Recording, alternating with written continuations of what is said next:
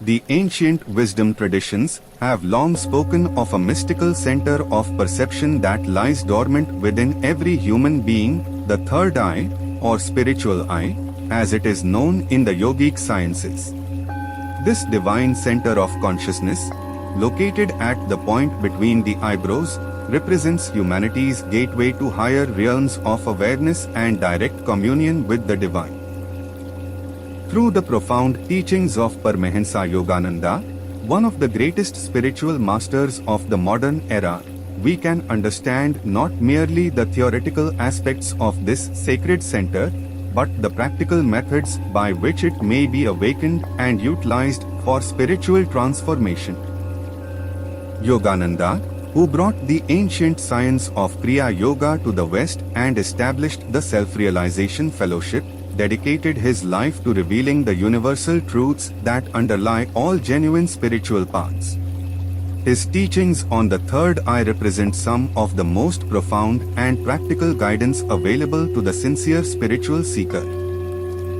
These 7 secrets, drawn from his extensive writings and lectures, provide a comprehensive roadmap for those who would unlock this divine faculty and experience the boundless joy and wisdom that flow from its awakening. The first secret, understanding the true nature of the spiritual eye. The journey toward opening the third eye begins with a proper understanding of what this mystical center truly represents. Yogananda taught that the spiritual eye is not merely a metaphorical concept or abstract philosophical idea, but an actual center of divine perception that exists within the subtle anatomy of every human being.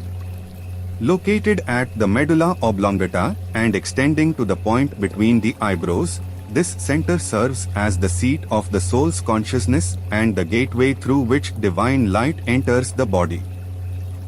In his profound work, Autobiography of a Yogi, Yogananda describes the spiritual eye as appearing like a golden ring of light surrounding a field of deep blue, with a white star of light at the center.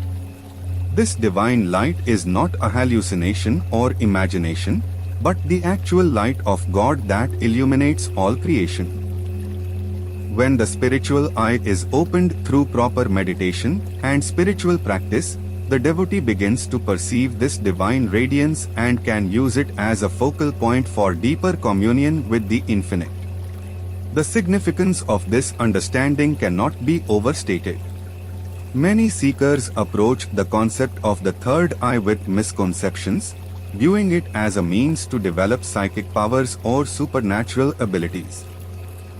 While such phenomena may indeed manifest as byproducts of spiritual development, Yogananda emphasized that the true purpose of awakening the spiritual eye is to establish direct contact with God and to realize one's essential divine nature. This center serves as the command post of the soul, the point from which divine consciousness can direct and transform every aspect of one's being. The second secret, the power of concentrated attention and will. The second fundamental secret revealed by Yogananda concerns the development of concentrated attention and divine will as prerequisites for opening the spiritual eye. In our modern age of constant distraction and sensory bombardment, the ability to focus the mind has become increasingly rare, yet it remains absolutely essential for any genuine spiritual progress. Yogananda taught that attention is the key that unlocks all doors in the kingdom of consciousness, and nowhere is this more true than in the awakening of the third eye. The practice begins with learning to withdraw attention from the senses and the external world, a process known in yoga as pratyahara. This is not a rejection of the world, but rather a conscious redirection of energy from outward dispersion to inward concentration.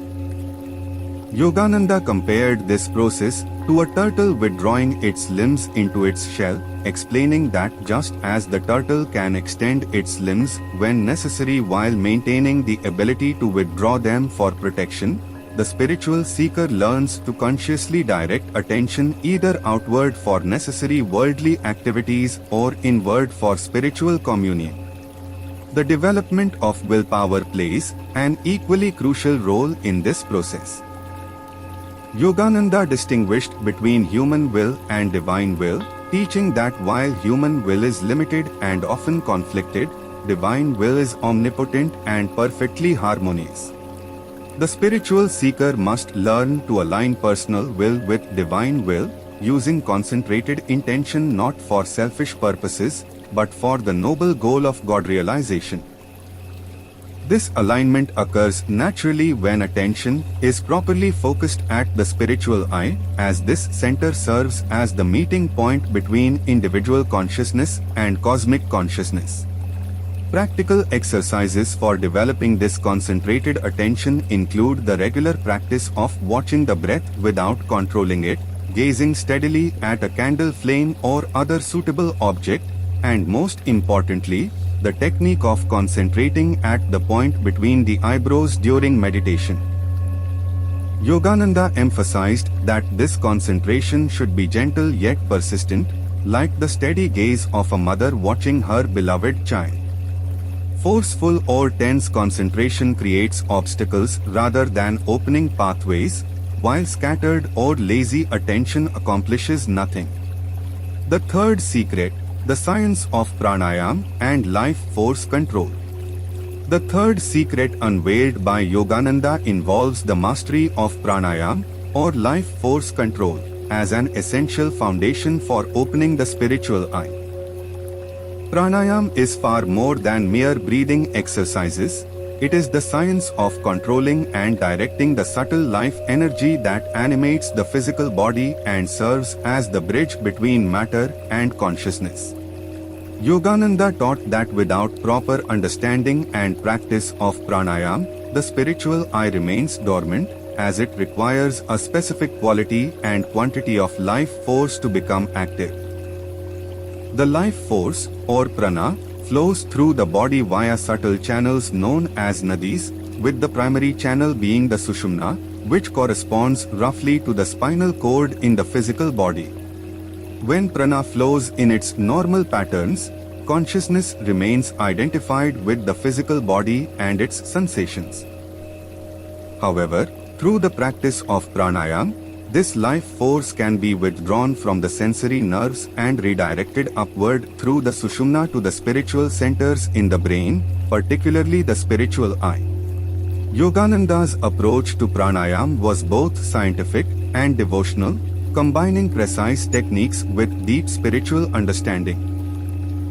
He taught that the breath and the life force are intimately connected, and by controlling the breath in specific ways, one can gain mastery over the life force itself.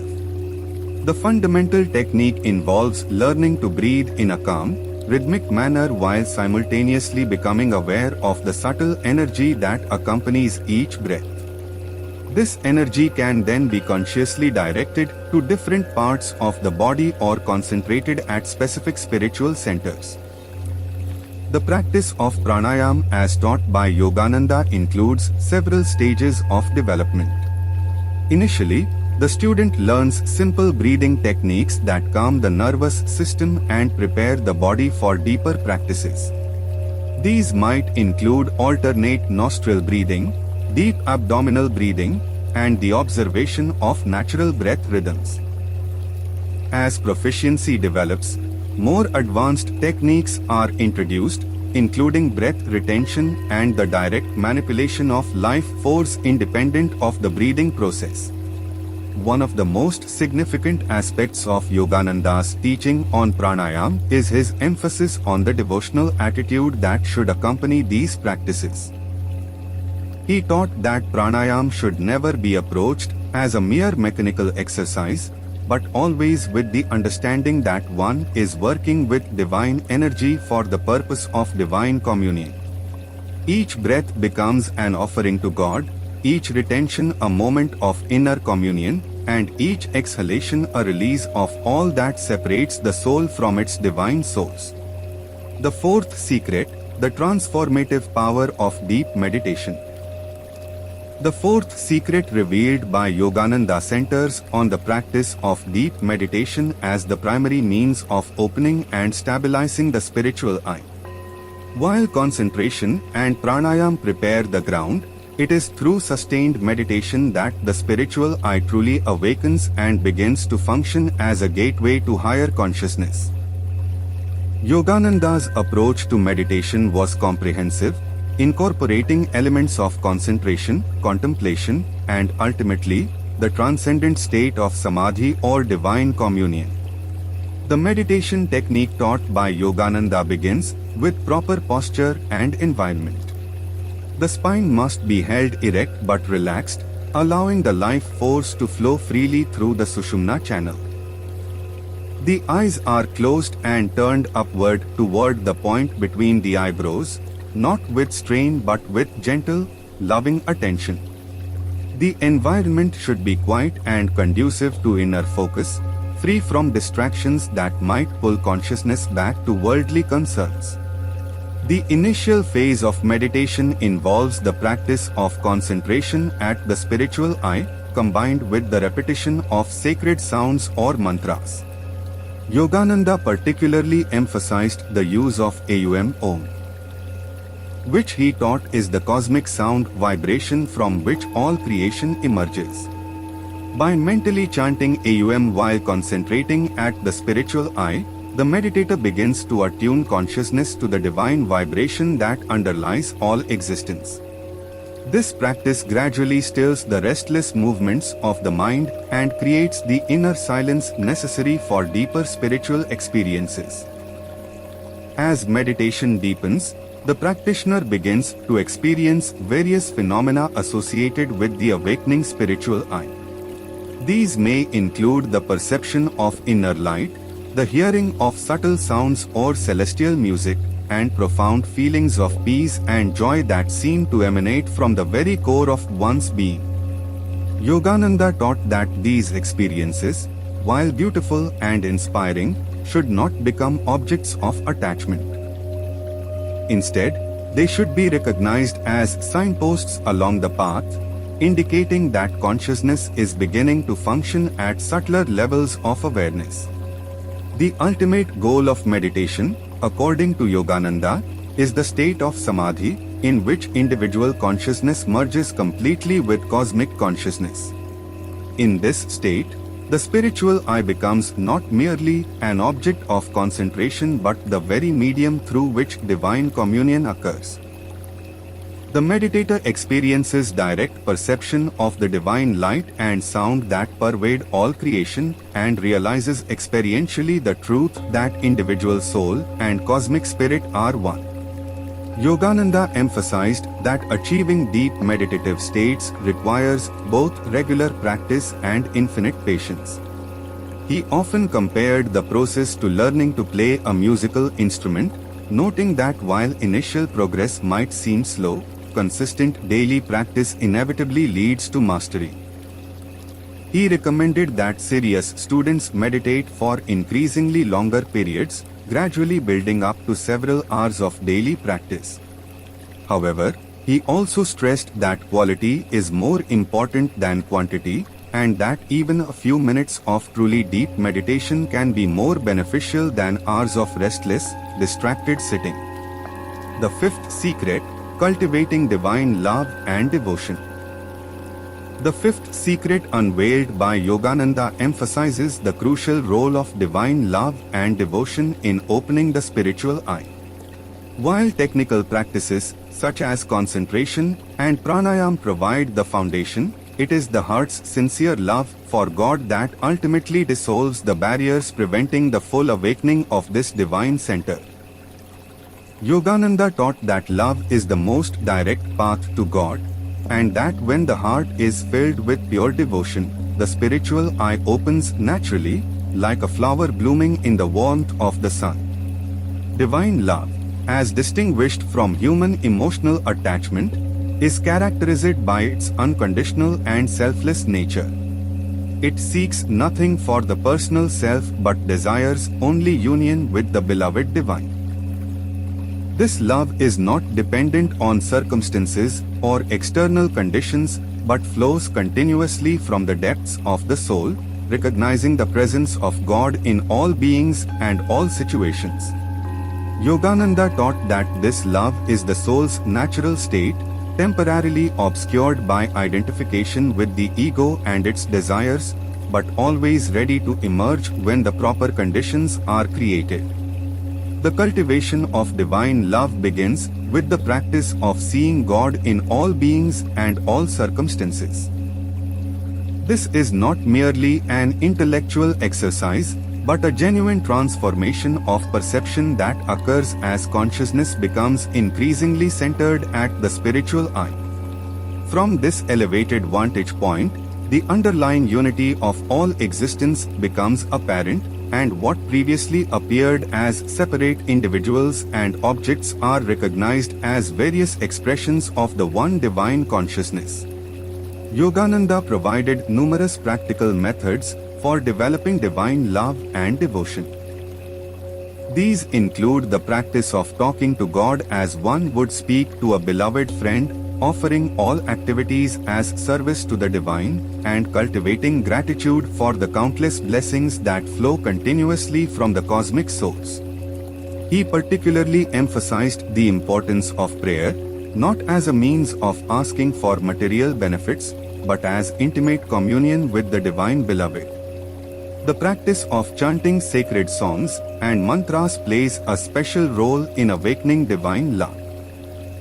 Yogananda composed numerous devotional chants that combine beautiful melodies with spiritually uplifting lyrics, designed to bypass the analytical mind and speak directly to the heart.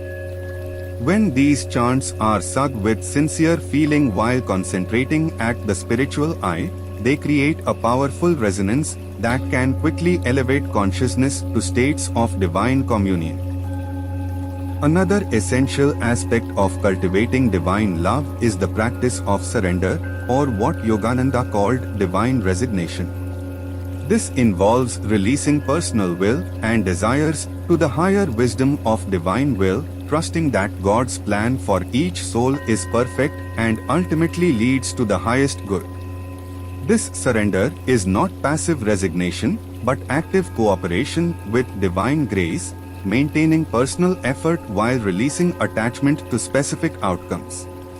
The sixth secret: purification of body, mind, and spirit. The sixth secret revealed by Yogananda addresses the essential role of purification in opening the spiritual eye. Just as a dirty window obscures the light trying to pass through it, impurities in the body, mind, and spirit create obstacles that prevent the clear functioning of this divine center. Yogananda taught that systematic purification on all levels of being is not merely helpful but absolutely necessary for those who would awaken their highest spiritual faculties. Physical purification begins with proper diet and lifestyle choices that support spiritual development rather than hindering it. Yogananda advocated a vegetarian diet, not merely for ethical reasons but because plant-based foods carry lighter, more refined vibrations that are conducive to spiritual sensitivity. He taught that the consumption of meat, alcohol, and other stimulating substances creates gross vibrations in the nervous system that make subtle spiritual perceptions difficult or impossible. Beyond dietary considerations, physical purification includes regular exercise, adequate rest, and the maintenance of cleanliness in both body and environment.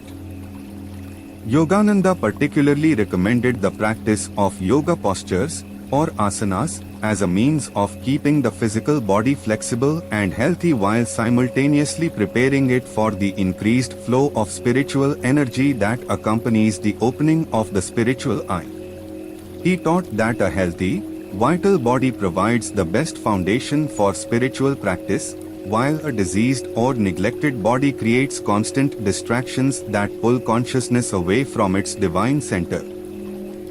Mental purification involves the systematic elimination of negative thoughts, emotions, and mental habits that cloud the clarity of consciousness.